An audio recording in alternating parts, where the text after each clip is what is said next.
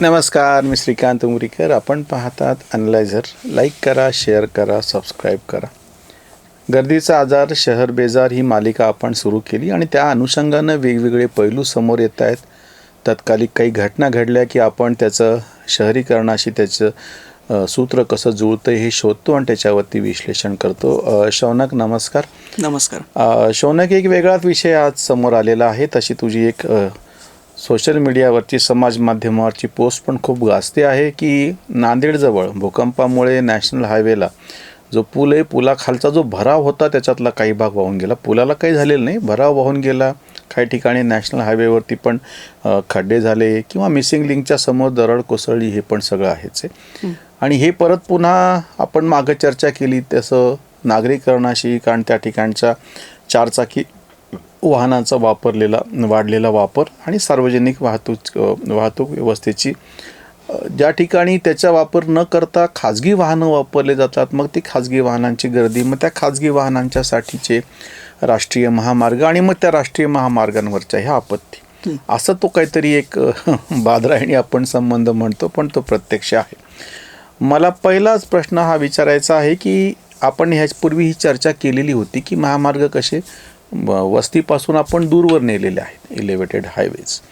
पण परत पुन्हा अडचण तीच तुमच्यासारख्यांनी सांगितली होती की हायवेवरती वाहनं आहेत, पण ती उतरून परत पुन्हा जेव्हा गावामध्ये येणार आहेत तेव्हा त्या ठिकाणी गर्दी होणारच. कारण की त्या ठिकाणी आपण गावातल्या रस्त्यांचं काही केलेलं नाही, शहरातल्या रस्त्यांचं काही केलेलं नाही, एक. आणि दुसरी गोष्ट म्हणजे आता तरी सकृतदर्शनी हे नैसर्गिक आपत्तीमधून झालेलं असं दिसतं आहे. दरड कोसळणे असो किंवा त्या ठिकाणी भूकंपाचा एक सौम्य धक्का बसलेला होता परभणी, नांदेड, हिंगोली या भागामध्ये, आणि पाऊसही झालेला होता म्हणून कदाचित त्या भरावाचा काही भाग वाहून गेला. फक्त खड्डे पडले हे मात्र तुम्ही सांगू शकाल प्रत्यक्ष त्या बांधकामाची चूक असावी.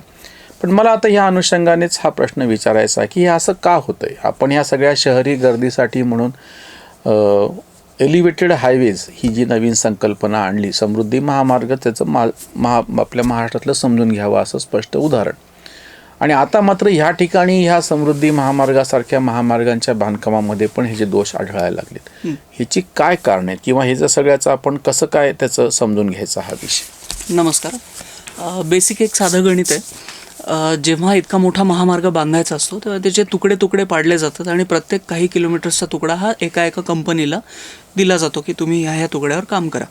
कारण साहजिकच आहे, समजा तुम्ही नागपूरच्या दिशेने काम सुरू केलं आणि रांगेतच करत जायचं म्हणलं तर मुंबईला पोहोचायला तर 50-60 वर्ष लागतील.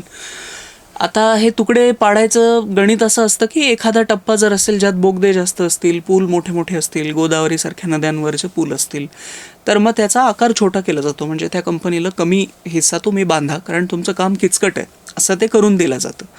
बरेचदा काय माहिती का, आपण ही गोष्ट विसरतो की हे जे महामार्ग आहेत, कनेक्टिंग लिंक असो, समृद्धी महामार्ग असो, दिल्ली मुंबई एक्सप्रेसवे किंवा आत्ता हा नांदेड जवळ पडलेला उड्डाणपूल, हे सगळे ग्रीनफील्ड प्रकारातले रस्ते आहेत. ग्रीनफील्डमध्ये काय असतं, 2 प्रकारची डेव्हलपमेंट असते. एक ब्राऊनफील्ड असते, एक ग्रीनफील्ड असते. ब्राऊनफील्ड डेव्हलपमेंट म्हणजे समजा पुणे आणि छत्रपती संभाजीनगर यांना जोडणारा हा जो रस्ता आहे जुना, ह्याच रस्त्याला एखादी लेन वाढवली किंवा आहे त्याच रस्त्याचं पुन्हा मजबूतीकरण केलं किंवा आहे त्याच रस्त्याला पुन्हा डांबराचा नाही तर सिमेंटचा थर दिला, तर तो झाला ब्राऊनफील्ड डेव्हलपमेंट. त्याच्यासाठी म्हणजे होतं काय अशा डेव्हलपमेंट्समध्ये की ऑलरेडी खाली तुमचा काहीतरी एक बेस तयार आहे, शिवाय त्याचं एक्सपान्शन जरी एखाद दुसऱ्या लेनचं केलं आपण, तरी त्याच्या आजूबाजूला गाड्या कंटिन्यू धावून जी व्हायब्रेशन्स जमिनीमध्ये जातात, त्यामुळे परिसरातली जमीन इतक्या वर्षांमध्ये तिची सेटलमेंट झालेली असते. सेटलमेंट म्हणजे काय की जमिनी मातीचे लेअर जर एकावर एक असतील तर त्याच्यामध्ये जे काही हवेचे म्हणा थोडेफार मोकळे असे गॅप्स असतात, तर ते गॅप्स एकमेकांमध्ये असे गच्च बसतात व्हायब्रेशन्समुळे. वारंवार तिथून गाड्या, ट्रक्स धावून वर्षानुवर्षांमध्ये ती सेटलमेंट झालेली असते.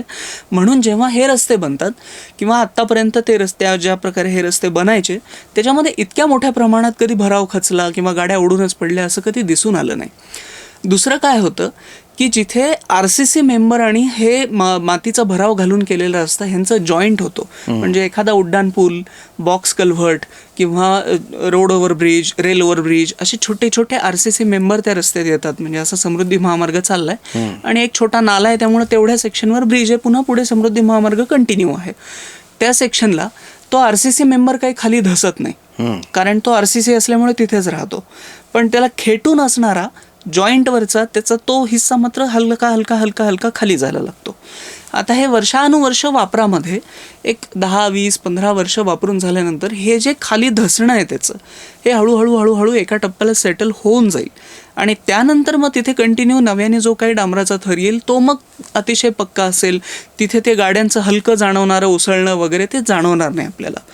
नांदेडची जी घटना होती तशा प्रकारच्या घटनांमध्ये काय होतं की बरेचदा 2 कंत्राटदार असतात. एकाचा हिस्सा इथपर्यंत असतो, दुसऱ्याचा इकडून येतो. त्या दोघांचं 2 बाजूनी होत येणारं काम जिथे एका पॉईंटला येतं तिथलं कॉम्पॅक्शन किंवा व्हायब्रेशन चांगल्या प्रकारे होत नाही आहे असं एक माझं वैयक्तिक ऑब्झर्वेशन आहे. एक तो भाग झाला. दुसरा भाग हा असतो की जिथे एखादा उड्डाणपूल किंवा बोगदा सुरू होतो त्या पर्टिक्युलर पॉईंटपर्यंत मागून येणारा मुरुमाचा भराव, त्या मुरुमाच्या भरावर ऑब्व्हियसली रोलर्स किंवा त्या प्रकारचे कॉम्पॅक्टर्स चालवले जातात. ते अगदी टोकापर्यंत पोहोचू शकत नाहीत कारण पुढचा पूल आधीच तयार असतो. हा मागचा भराव आपण नंतर बनवतो. हे कॉम्पॅक्शन त्या कोपऱ्यापर्यंत न पोहोचल्यामुळे तिथलं कॉम्पॅक्शन कमी राहतं आणि कमी राहिल्यामुळे मग ते व्हायब्रेशन्स तिथली माती ढिली करतात, सुटी करतात आणि मग जेव्हा केव्हा असं काहीतरी घडतं. आता नांदेडच्या बाबतीत हे दिसून येत आहे, वाटतंय असं. त्यातली जिओइड मेश जी आहे ती पण हवेत लटकलेली दिसते त्या फोटोमध्ये क्लिअर कट. हे काही तांत्रिक बाबी जरी 2 मिनिटं बाजूला ठेवल्या तरी समजण्यासारखी गोष्ट ही आहे की आधीच कॉम्पॅक्शन कमी म्हणजे दबाई व्यवस्थित झालेली नाही. त्यात त्या पुलाची त्या लोकेशनची उंची खूप जास्त. मला असं जाणवतंय की ती उंची इतकी वर भराई करण्यापेक्षा आणखी 2-4 कॉलम्सच घेऊन RCCच वाढवलं असतं तर ते त्या पर्टिक्युलर लोकेशनला आणखी चांगलं काम होऊ शकलं असतं. पण असतील काही तिथली स्थानिक मुद्दे असतील आणि मग अशा परिस्थितीत जेव्हा भूकंपाचा धक्का येऊन गेला त्यामुळे मग ते व्हायब्रेशन्स आणखी खिळखिळी होऊन गेली. ते जेव्हा केव्हा तो भराव त्या बाजूच्या त्याच्या रिटर्निंग भिंतीला झेपावला नाही त्या क्षणी तो असा फुगा फुटल्यासारखा फुटला. हे त्या बाबतीत घडलेलं असू शकतं असं वाटतंय.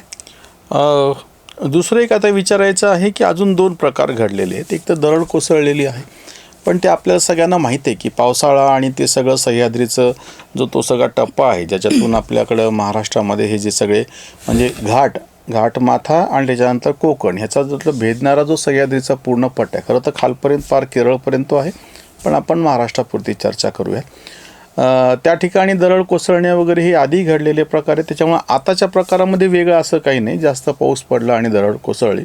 आणि दुसरं एक प्रकरण आहे की दिल्लीजवळ जेव्हा त्या हायवेला खड्डे पडलेले आहेत. ह्या 2 प्रकरणाच्या बाबतीमध्ये काय आपल्याला सांगता येऊ शकेल? दिल्लीच्या हायवेचे खड्डे हे एक्झॅक्टली नांदेडच्या प्रकरणासारखेच आहेत, काहीच वेगळं नाही आहे. नांदेडच्या प्रकरणात फक्त ते बाजूनी फुटलं आहे, दिल्लीच्या प्रकरणात ते वरून फुटलं आहे. त्यामुळं हा जो देशभरात घडणारा प्रकार आहे, अगदी समृद्धीवरही गाड्या चालवताना मी स्वतःसुद्धा समृद्धी खूप जास्त प्रमाणात वापरतो.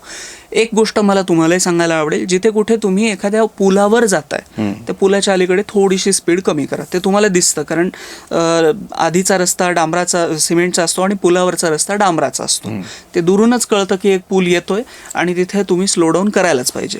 हीच गोष्ट कुठल्याही नॅशनल हायवेवर सध्या तरी केलीच पाहिजे कारण हे सगळे ग्रीनफील्ड प्रकारातले हायवे आहेत. यांच्यावरचं पुन्हा जेव्हा 1-2 वेळा डांबरीकरण होईल तिथपर्यंत हे सेटलमेंट्स होतच राहणार आहेत. ते आपल्याला करावंच लागेल मान्य. हे जगभरात कुणीही केलं तरी असंच होणार आहे. अशा गोष्टी जेव्हा बोलल्या जातात तेव्हा लगेचच येतं की मग मल्टीनॅशनल कंपन्यांना द्या काम करायला. कुणीही हे काम केलं तरी ही गोष्ट घडणार आहे, ही नैसर्गिक आहे. राहिला मुद्दा मिसिंग लिंकच्या दरडीचा. घटना काय घडली आहे माहिती का? एक बोगदा जो लोणावळ्याच्या अलीकडून सुरू होतो आणि क्रॉस करून लोणावळ्याच्या तळ्याखालनं 7-8 किलोमीटर पार करून तो एका टप्प्याला अशा खड्या चढणीच्या मध्यभागी येऊन तो ओपन अप होतो. आता जेव्हा दोन्ही बाजूनी बोगदा खोदण्याचं काम चालू होतं त्यावेळेला एका दिशेची जी खोदली जाणारी माती आहे ती बाहेर फेकण्यासाठी ट्रक्स आणि बाकी यंत्रसामग्री माणसं तिथपर्यंत नेण्यासाठी रस्ता उपलब्धच नव्हता.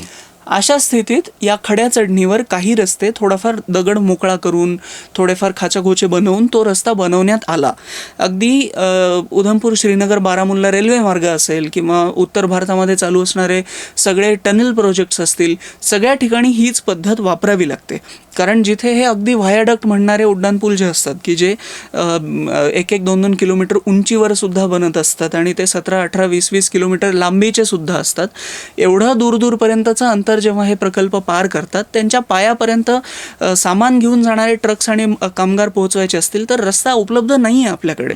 म्हणूनच आपण हे बांधतोय. हे शून्यातून तयार होणारे रस्ते आहेत.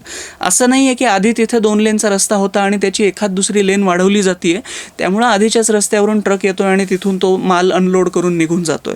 हे नव्याने जे बनवलेले रस्ते आहेत ना, त्यामध्ये ट्रकच्या चाकांमुळे जी माती खिळखिळी झाली ती वरून दरडीप्रमाणे कोसळत खाली येत असावी, हा माझा वैयक्तिक अंदाज आहे. ती जी माती खाली कोसळत येते तिथे ती आल्यानंतर एखाद्या गाडीच्या छतावर पडू नये म्हणून बोगदा संपल्यावर काही अंतरापर्यंत, काही फुटांपर्यंत एक कव्हर स्लॅब असतो. ही जी आत्ता दरड आली हिचं वजन इतकं जास्त होतं की ती त्या कव्हर स्लॅबला सुद्धा घेऊन ती खाली पडली, म्हणून तो कव्हर स्लॅबचा एक भाग तुटून खाली आला. तो बीम तिथला तुटलाय. बरं, हे जे खाली पडलं तर ह्याच्यावर काही कॉम्पॅक्शन नव्हतं का, रिटेनिंग वॉल नव्हती का, किंवा ज्या घाटांमध्ये लोखंडी जाळ्या लावलेल्या दिसतात त्या नव्हत्या का, हे सगळं तिथे होतं. या सगळ्याला घेऊन ती दरड खाली आलेली आहे.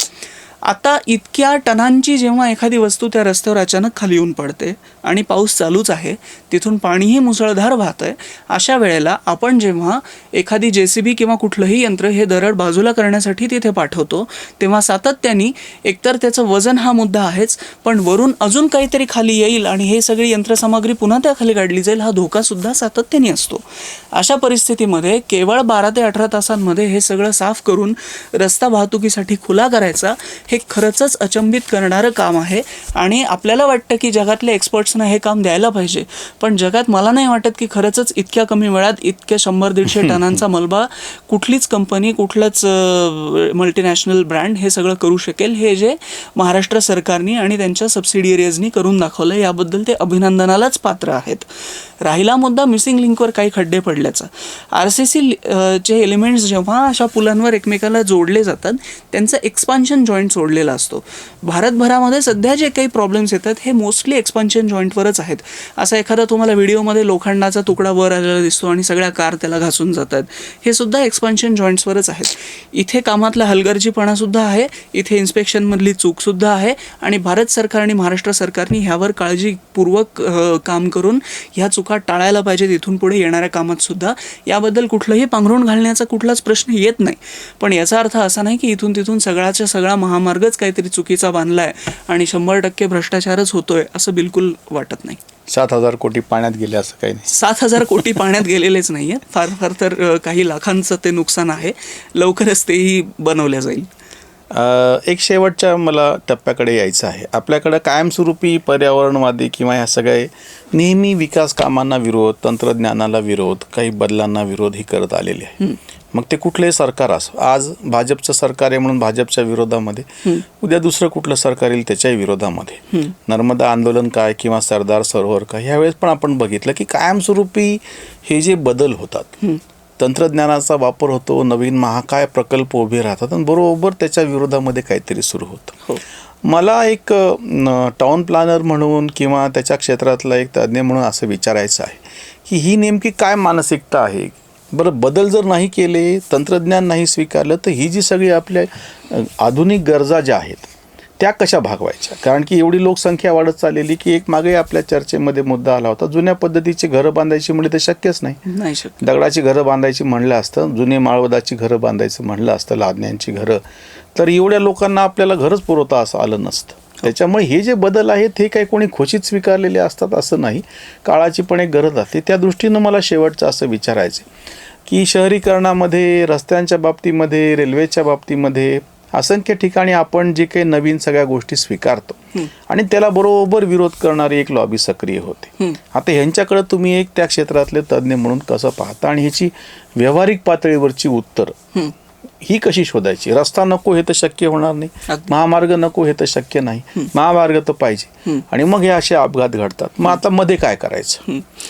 ह्याला 2 कंगोरे आहेत. एकतर आपला समाज म्हणून आपण दांभिक आहोत हे तर आहेच, शिवाय आपल्याच लोकांवर थोडाही विश्वास नाही. कुठलीही घटना घडली की पहिली बोंब सातत्याने सुरू होते की ही बघा, हा सातवाहन काळामधला बांधलेला पूल आहे, हा आजही टिकलेला आहे. सातवाहन काळामध्ये बांधलेला तो जो पूल आहे त्या आकाराचे कमीत कमी 2,000 पूल छत्रपती संभाजीनगर शहरात आज आहेत. ते आजही व्यवस्थित काम करत आहेत. तेवढ्याच छोट्या आकाराचा पूल बांधायचा तो आजही किती वर्ष टिकतो, त्यात कॉम्पॅक्शनही येत नाही आणि त्याच्याहून वर्षाला कधीतरी 2 बैलगाड्या जाणार असतील तर त्यातलं कॉम्पॅक्शन कधीच डेव्हलप होणार. आता हा सातवाहन काळातला पूल तुम्हाला पाहिजे का? किंवा सोशल मीडियावर लगेच काहीतरी सुरू होतं, हे बघा इंग्रजांनी बांधलेला घाट आणि इंग्रजांनी बांधलेल्या या घाटामध्ये कधीही दरड कोसळत नाही. इंग्रजांनी बांधलेला घाट हा एका लेनच्या वाहतुकीसाठीचा होता. तुम्हाला चालणार आहे का एका लेनच्या वाहतुकीचा उड्डाण पूल जिथून फक्त बैलगाडी जाऊ शकेल, कार जाणार सुद्धा नाही. 2 समोरासमोरून आलेल्या कार तिथून न्यायच्या असतील तर त्याला वायडनिंग द्यावं लागणार आहे तुम्हाला. त्यांची गती वाढवायची असेल तर तो गोल गोल न फिरवता सरळ आकारात न्यावा लागणार आहे. हे सगळं जेव्हा केल्या जाईल त्यावेळेला साहजिकच तिथे दरड पडण्याचा धोका वाढणार आहे. हे साधं सरळ गणित आपल्याला समजून घ्यायची समाज म्हणून आपली इच्छा नाही. याला कुठलाही उपायच नाही. समाज प्रबोधन हे उपाय नाही, कारण आपण ठरवून घेतलेलं आहे की आपले काम करणारे इंजिनियर्स आणि धोरणकर्ते मूर्ख आहेत, हे आपण ठरवून बसलोय. दुसरा मुद्दा येतो की सप्लाय चेन्सचा. हे बघा, मी जेव्हा एखादं शहर मॅनेज करण्याचा मुद्दा बोलतो नगर रचनाकार म्हणून, किंवा कुठलाही नगर रचनाकार जेव्हा एखादं शहर मॅनेज करण्याचा मुद्दा बोलतो, तेव्हा 10, 15, 20 लाख लोकसंख्येला रोज वेळच्या वेळी दुधाचा पुरवठा झाला पाहिजे, रोज वेळच्या वेळी पाण्याचा पुरवठा झाला पाहिजे, भाजीपाला, सगळंच म्हणजे जे काही शहराला म्हणून लागतं ते सगळं. किंवा शहराच्या आत जी बांधकामं चालू आहेत तिथे वेळच्या वेळी तुम्हाला दगड, माती, लोखंड पुरवलं गेलं पाहिजे. शहराच्या आतमध्ये जे लोक राहतात त्यांना अगदी मोबाईल फोन्स विकत घ्यायचे असतील तर त्यातले चिपसेट सुद्धा वेळच्या वेळी पुरवले गेले पाहिजेत. हे सगळ्या सप्लाय चेन्स व्यवस्थित काम करतील ह्याकडे लक्ष ठेवणं ही माझी जिम्मेदारी आहे. आता पेट्रोलमध्ये E20 म्हणजे इथेनॉल मिसळायचं नाही म्हणून आपल्याला जर रडायचं असेल तर आपल्याला 20% लोकसंख्येला पेट्रोल कमी मिळेल. हे आपल्याला चालणार आहे का? आपण सरकारला ही सूट द्यायला तयार आहोत का? हीच गोष्ट आपल्या सेमीकंडक्टर चिप्सच्या बद्दल होणार आहे. लेह लडाखमध्ये कुठला तरी सेमीकंडक्टर चिप्सचा प्रकल्प येतो म्हणलं की आपल्याला असं वाटतं की कशाला इतक्या सुंदर स्वर्गामध्ये आपलं सरकार काहीतरी बांधायला चाललंय. पण मग त्याच्याबद्दल एअर कंडिशनर्स बसवून जर मराठवाड्यामध्ये हा चिपसेटचा प्रकल्प आला आणि परळीसारखं काहीतरी घडलं की एखादा भयंकर मोठा हीट आयलंड तयार होऊन बसला, परिसराच्या 50 किलोमीटर परिघामध्ये कुठलंच पीक उद्या उगवलं जाणार नाही, हे स्वीकारायला आपला समाज तयार आहे का आज? यातली कुठलीच गोष्ट आपल्याला स्वीकारायची नसते. मला माझ्या हातात वेळच्या वेळी नवा अगदी लेटेस्ट आयफोन पाहिजे, मला माझी लेटेस्ट गाडी पाहिजे, ती वेळच्या वेळी शहरातून बाहेर पडली पाहिजे, ती योग्य वेळेत बाजूच्या शहरात पोहोचली पाहिजे, मला तिथे पार्किंग पाहिजे, मल्टी स्टोरेड पार्किंग पाहिजे, हे सगळं मला पाहिजे. मला राहण्यासाठी स्वतःला वैयक्तिक मोठा फ्लॅट पाहिजे, भयंकर लाकूड तोड करून बनवलेले प्लायवूड्सनी खच्चून भरलेलं इंटिरियर मला तिथे बनवलेलं पाहिजे. हे सगळं होत असताना कुणीतरी हे करते म्हणून त्याला दोषी ठरवणं हा भयंकर मोठा दांभिकपणा ठरत नाही का? दुधाचंच उदाहरण घेतलं तर दूध म्हणे टेट्रापॅकमध्ये विका. टेट्रापॅक बनवण्यासाठी किती लाकूडतोड, किती जंगलं तोडावे लागतील आणि त्याची पॉलिथिनची पिशवी म्हणजे काहीतरी, ते बनवणाऱ्या कंपन्या म्हणजे व्हिलन्स. आता ह्या पॉलिथिनच्या पिशव्यांवर बंदी घातली. ऊसाचा रस विकण्या जाण्याच्या काळामध्ये उन्हाळ्यामध्ये ही बंदी खूप सार्वत्रिक प्रमाणामध्ये आली आणि धाडी पडल्या. त्या सगळे ठेले बंद दिसायचे या उन्हाळ्यामध्ये. बरेचदा घडलं छत्रपती संभाजीनगर आणि मराठवाड्यात, तर मी स्वतःसुद्धा ही गोष्ट ऑब्झर्व केली. काही दिवसांमध्ये त्यांच्या खिशामध्ये मावतील इतक्या पातळ आकाराच्या पिशव्या बाजारात आल्यात. आपण ह्या गोष्टी थांबवू शकत नाही. ही इन्व्हेन्शन्स झाली, ती प्रचाराप्रसारामध्ये आली, ह्याच्या मागे काहीतरी कारण आहे ना.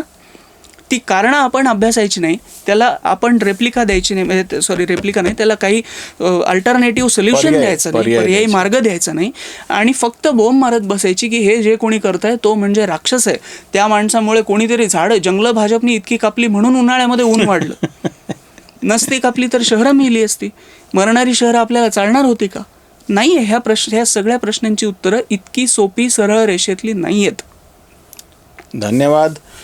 फार अतिशय वस्तुस्थिती निदर्शक असं काही शेवटच्या टप्प्यात आपण चर्चा केली आणि आपल्याला ह्याला तोंड द्यावंच लागणार आहे. संकट येणार, त्याच्यावरती मात नवीनच पद्धतीनं करावं लागेल. नवीन समस्यांसाठी जुने समाधान, म्हणजे नवीन रोगासाठी जुनं औषध चालत नाही. नवीन समस्या येतील त्याच्यासाठी आपण नवीन पद्धतीनं उत्तरं शोधूया. तंत्रज्ञानाचा वापर एकूणच सार्वजनिक हितासाठी म्हणून, समाज हितासाठी म्हणून नवीन नवीन गोष्टीचा वापर कसा करता येईल ते बघूयात. काळ पुढे जात असतो, मागं जात नाही. समाज हा नेहमीच पुढे जात असतो, मागं फिरू शकत नाही. त्या दृष्टीनं आपल्याला ह्या सगळ्याचा विचार करावा लागेल. तुम्ही परत एकदा तुम्हाला मी आवाहन करतो, तुम्हाला जर काही नवीन सगळे असे वेगवेगळे विषय तुमच्यासमोर आले असतील आणि त्याची उत्तरं प्रामाणिकपणे शोधायची असतील तर, कारण की काही जणांना ढोंगच करायचं असतं त्यांच्यावरती तर आम्ही काही बोलू शकत नाही, बोलू इच्छितही नाही.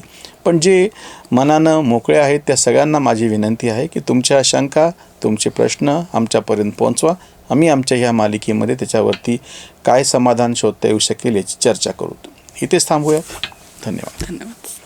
कर्मजागृतीचा विधायक बुरुज Analyzer News. Analyzer